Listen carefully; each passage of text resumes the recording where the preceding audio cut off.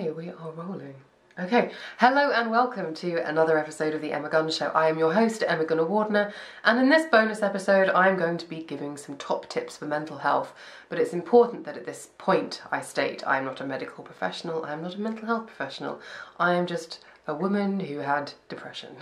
And these are the things that I found helped me. So I hope that by sharing my experiences that they in some way help you. The first one is therapy, counselling, talking therapy. I used to see it as a sign of weakness, or that I needed help just to live my life, to go and have any kind of therapy or counselling. And I remember somebody saying to me once, do you think you should go and speak to someone? And being so insulted at the idea that I needed to go and speak to someone. Are you mad? I was so upset on a couple of levels, mainly because I thought that person was washing their hands of me. But actually, it's singularly one of the best things that I've ever done for myself. I'm going to put some links in the show notes to the resources that are available. I can do the UK, and I will put some helplines, etc. for the US and other territories. But talking therapy, counselling is a lot more available and accessible than one might think. And you don't have to do it forever. You can try it for a little bit. You have to settle on the right therapist. I remember when I read Kelly Osbourne's book, she talked about finding a therapist, and actually one of the things she said is it's okay to say if you're not enjoying it, if you don't particularly get on with the person or don't feel like it's a good fit. I was extremely lucky. The counsellor that I was assigned to initially was incredible, and I spent 15 months working with her, and it was profound to say the least. And then afterwards I had a break and I had a different counsellor, and by the end of the third session I had to say I do not want to be in a room with that woman again. She is making me very, very angry, because she had a completely different approach. Anyway, the point I'm trying to make is therapy is a really safe, brilliant resource if you are struggling with your mental health. It might not necessarily be that you're lucky and you fall on this incredible counsellor first session, but even the step of going is a really positive one. As I said, it's singularly one of the best things that I've ever done for myself in my life. And if you feel as though you need some help, or you need a safe space where you can talk, and your family and friends aren't able to give that because they have their own stuff going on, to be able to have an impartial person, it's transactional, is actually a very brilliant gift to give yourself. And an investment in you is never a poor investment. That's how I look at it. So I will put some links in the show notes. If you have been thinking about it or don't know where to start, I hope that some of those links will help you take those first steps. Or if you have ever thought that it means that it's a sign of weakness or a failing, then it's not. Please don't think it is. You actually feel so much better for having done it. So please, please, if you are struggling and haven't gone down that road, I would strongly encourage you to see what resources are available and accessible to you. The second thing that I found really helped, and it's something I'm not very good at sticking with, so I sort of say this guiltily, is meditation. And it's something that doesn't work immediately from the first session, but it's something that you have to stick with, and then you really begin to feel it. And what it does for me is, if my internal system is at DEFCON 1 or 2 the minute I wake up, meditating will take me down to a 4 or a 5. So that when I then go into the rest of my day, if something happens, I don't then immediately go back up to a 1. I'm like, okay, well, let's take this in our stride. And I really felt that when I was meditating for 26 Habits last summer. I was in a work situation that was very triggering, for want of a better word. It was just a very weird, bizarre experience, and I could feel myself getting angry all the time, and I just thought, well, this is ridiculous. This is just not helping me. So it actually was brilliant that 26 Habits coincided, because it really helped me kind of in those meetings go, peace and love, namaste, peace be with you, rather than, oh my God, do you not see what's right in front of you? Because they didn't, so what's the point? So the point I'm trying to make is meditation is a really positive step that you can do in 10 minutes every day. I've talked about it before I use Headspace. The Headspace app is so easy. Not only do you have like the beginner's guide to meditation, but you have these packs. So you can do one to help you sleep, you can do one to help you with stress, you can do one to help you with anxiety. So it's worth navigating around, because there'll always be something. And some days, if I get back in the afternoon and it's been a challenging day, or I'm feeling a little bit out of kilter, I can go in and just do a very, very short kind of, even if it's just a breathing exercise. And it just means that I don't take that stress into my evening. It means I can almost like put a line between my work life and my home life, which is really, really nice. If you've never done meditation before, it's not easy. You might not nail it first off. It does take a lot of time and effort. But the first time you have that feeling where you come out of it and you go, oh, I did it, that's really powerful. I don't know why I keep falling out of the habit of doing it, but I do, and I get angry with myself for it. Them's the breaks. I think because it is cumulative, it's almost as if I can get away without doing it until I can't, if that makes sense. I don't know if anyone else has got the same issue with meditation. Please do email me and tell me if you've managed to overcome it, because I'd be really interested to know. If you don't particularly like excuse me, did I mention my cold? I think I did. If you don't particularly get on with guided meditations, then Adriene Michela on YouTube, Yoga with Adriene, she does these lovely YouTube videos where she just kind of talks you off the ledge, and she's got a very calming, chilled vibe. They're quite nice to just keep you company. But it's just biological, it's chemical. It takes by doing the deep breathing and by slowing down, it takes your body out of the fright or flight. So I would definitely encourage using meditation, and again, I will put the links to the apps, etc. in the show notes. Excuse me. Now, the third one is exercise, and the difficulty with exercise is that it can be kill or cure. And that is a real challenge, because exercise makes you feel better, but exercise feels impossible. And this manifested with me in that I went from running half marathons to barely being able to run 100 meters without having to stop, because I can't, it's really, really difficult to describe. It was just a heaviness, and running's bouncy. Running's like, there's a lightness to it. Oh, YouTubers, you're going to love that. And I just couldn't do it. I felt like I had an emotional weight of like 12 tons on my shoulders, and I couldn't do anything. I tried weight work, but that spiked my cortisol. Anyway, I'm droning on about that.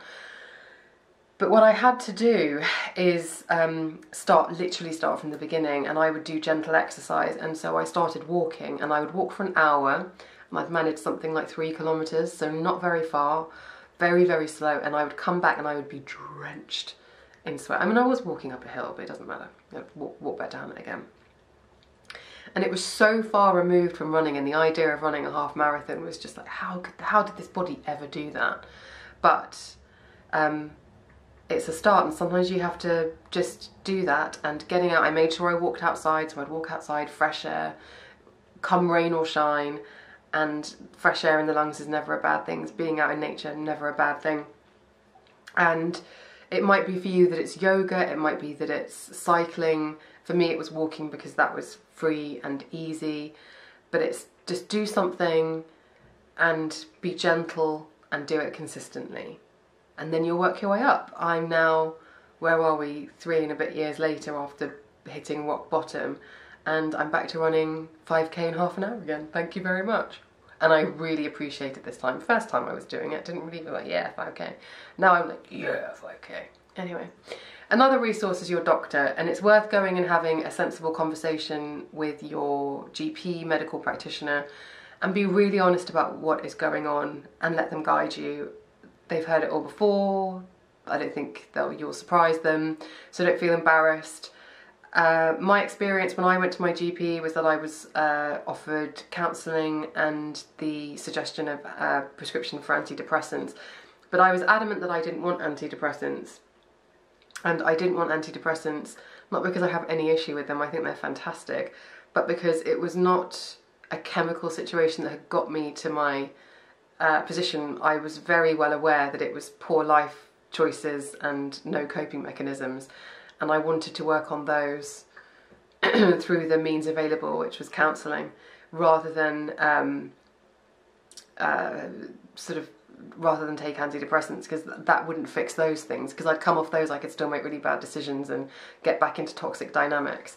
So that was where my head was at. But I know many people who have been prescribed antidepressants, love them, wouldn't be without them, said it was the going on temporarily was a big thing.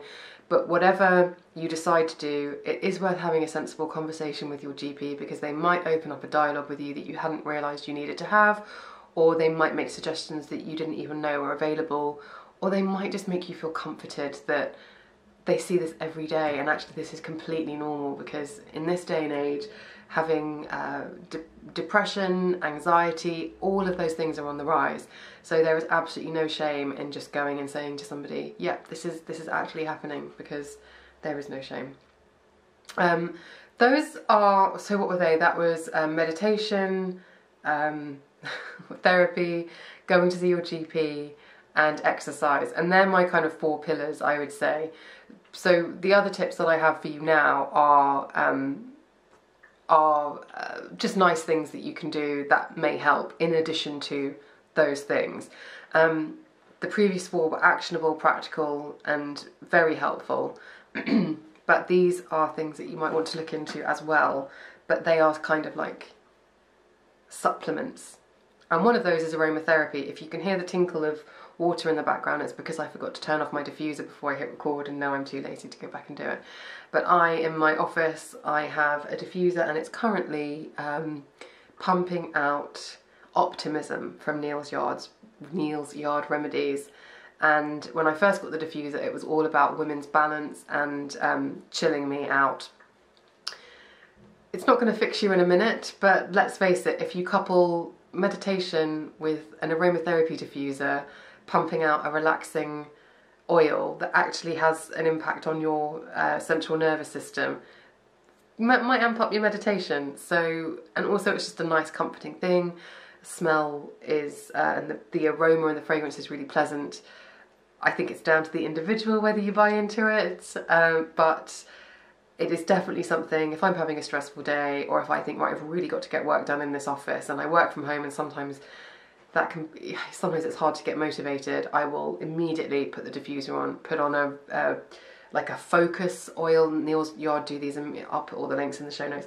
They do an incredible one for focus, and I do definitely feel like when I do that, the step is saying, right, Emma, you mean business, but also maybe it's having an effect on my head and making me focus. So I do think aromatherapy is lovely.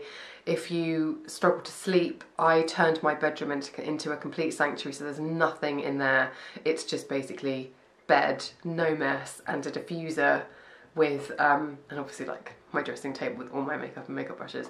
But I also have a diffuser in the corner, and that pumps out a nighttime blend. Again, that's from Neal's Yard, because I just have really fallen in love with their aromatherapy oils.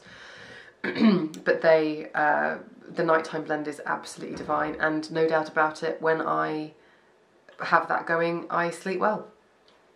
Again, it could be the action of doing it, like a nighttime ritual, which we'll come on to later, but I definitely see a difference. Yoga, and I'm going to mention lovely Yoga with Adriene on YouTube again, because she's just the best yoga teacher I've ever had.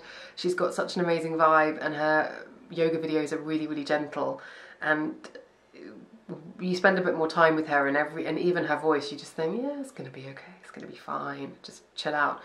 The thing is, there's no use rolling out the mat and trying to do yoga if you're on the verge of a panic attack, or if you're feeling really anxious, because you're already too far gone by that point. So again, that's why I see it as a supplement. It's something that if you're working on all the other things, then you might be able to then get the benefits out of yoga. But there are some gentle beginners exercises, and they're like 20 minutes. And again, a bit like meditation, they just help take those stress levels down a notch. That's what they really do. So I would definitely recommend, and it's on YouTube, so it's on your phone or it's on your tablet or it's on your TV if you've got YouTube on your TV. It's so easy, and as I said, the videos are so short. You can do something really quick and simple and effective. Great before bedtime as well. Excuse me. Another one that I wanted to mention, but I'm kind of reticent because there's a cost attached to this one. It's diet. Now, 95% of your serotonin is created in the gut, is produced in the gut. And I'm going to try and gloss over this, but if stress and anxiety is giving you any kind of stomach issue, and that can be anything from bloating and constipation to the opposite end of the spectrum, then your ability to be able to produce serotonin, which is the feel-good hormone, is massively compromised. And it is an investment. In the UK, I had Eve Kalinik on the podcast, and I did it with her, but I had my gut analysed, and it was an investment, but it was a brilliant place to start. And there were some issues. I wasn't producing serotonin.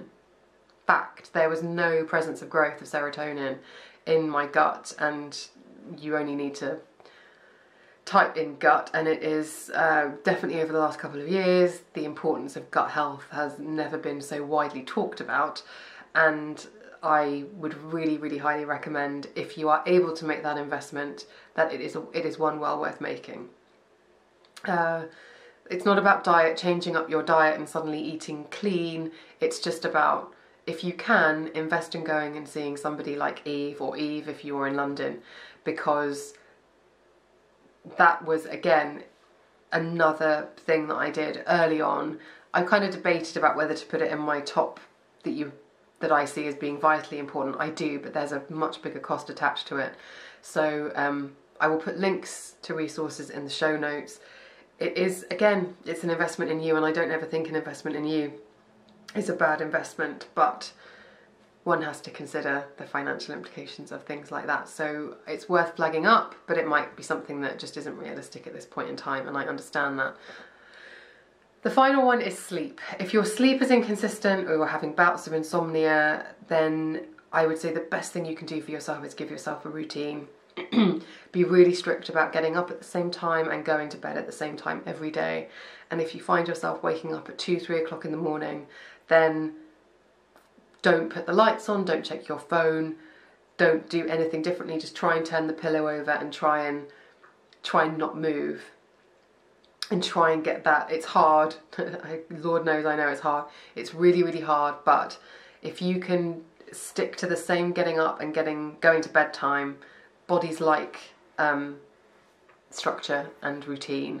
So eventually your body hopefully will respond. I also found intermittent fasting really helped with my quality of sleep, and how long I was sleeping and how quickly I was falling asleep when I got into bed. That made a massive difference. Sleep must really help. I really like the one from This Works. I also, sometimes if I'm struggling, I meditate before bed. Sometimes if I can feel that I'm not going to sleep well, it's because I'm a bit hot and bothered, I will go and have a cold shower. And although that is invigorating, it is also calming. So I try that. There are a billion techniques out there. I think the thing I'm just trying to say with all of these things actually is just make it a priority. And I think sleep is a very easy thing. Sleep, food, exercise, they're all things that you can kind of we can respond to emotionally, and maybe just sometimes we need them when we don't want them. So it's time to just kind of look at all of those things and see if there's anything that you're feeling you need any help with. If you feel that you're depressed, if you've been diagnosed with depression, if you have anxiety, if you feel like you've got anxiety, these are the things that I have used and continue to use that have really helped me. And I just thought it was important to put them all in one place with all of the links so that they were there, because they come up a lot in the show. And also I hope it sparks discussion in the Facebook group, so go along and join that, because I know that we've had some people talking about just this in the group over the last few weeks. So that's it, just a little bonus episode. Hope you enjoyed it. Thank you for listening, thank you for watching. Please do subscribe, please do get in touch. I'm at thebeautypodcast@gmail.com. I can also be contacted on DM, where I am at Emma Guns on Instagram and Twitter. And again, there's that Facebook group. All of the links, everything will be in the show notes. And it's been a pleasure. I will see you on the next one.